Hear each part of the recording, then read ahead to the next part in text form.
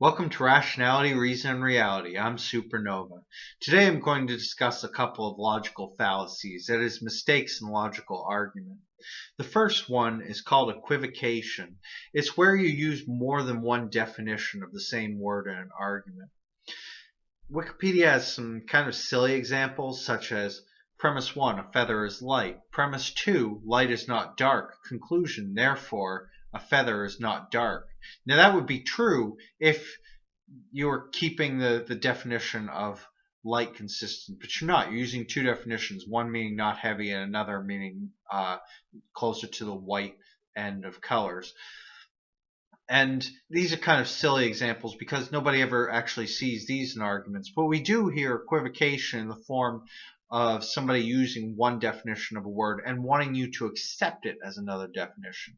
For instance, when Christians say evolution is just a theory, they're using one definition, but they want you to accept it as another. Many Christians themselves are not aware that the dictionary carries two definitions of theory. And if you're not aware of that, please look it up. Pick an online dictionary at random and you'll find both definitions.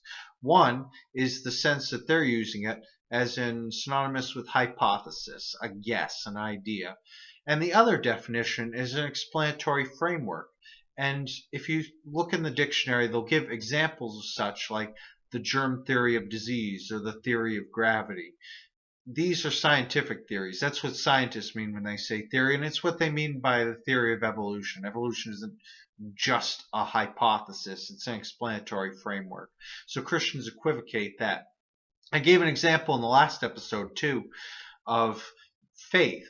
We often tell Christians that they ought to base their beliefs on evidence rather than faith. We hold up the dichotomy, making it clear that what we mean by faith is belief without evidence. And faith has, like, I don't know, 10 definitions or so, and Christians will often throw another definition at us, and they'll say, do you have faith in your wife? Meaning, are you loyal to your wife, or do you trust her, or do you have hope in her?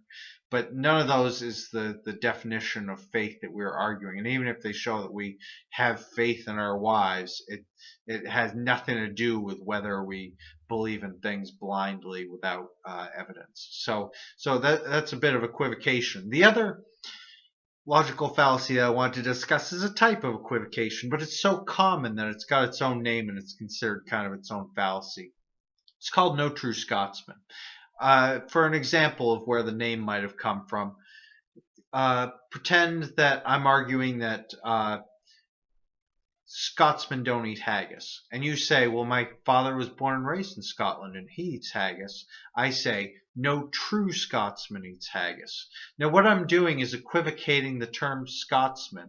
Originally, I was clearly meaning somebody born and raised in Scotland, which is why you provided an example of somebody, a counterexample to the argument that I was making.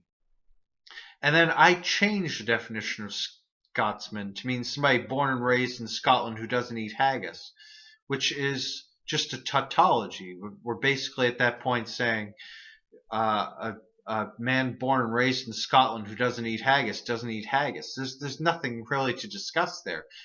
Yeah, duh. And so you're not making your point anymore about Scotsmen not eating haggis. You're just talking to yourself. Now, when Christians use the same fallacy, it's often, of course, when they're saying no true Christian. When we say that it's a false dichotomy to say that there are people who believe in evolution and there are Christians. There are Christians who believe in evolution. They're liberal or moderate Christians. They don't take the Bible literally. When we bring those people up, we're almost told, well, they're not true Christians.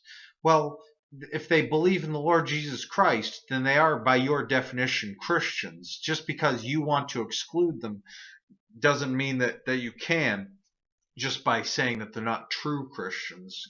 You're equivocating when you do that. I personally used to be a Christian, and now I'm an atheist. And when I tell people that, they say, well, you weren't a true Christian.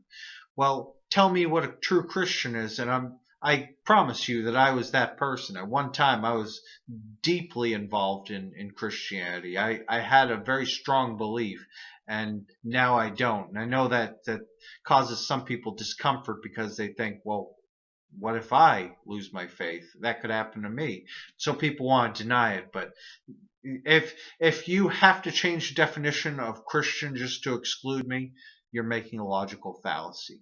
Please don't do that. Anyway, I'll be back tomorrow with some more logical fallacies. Peace out.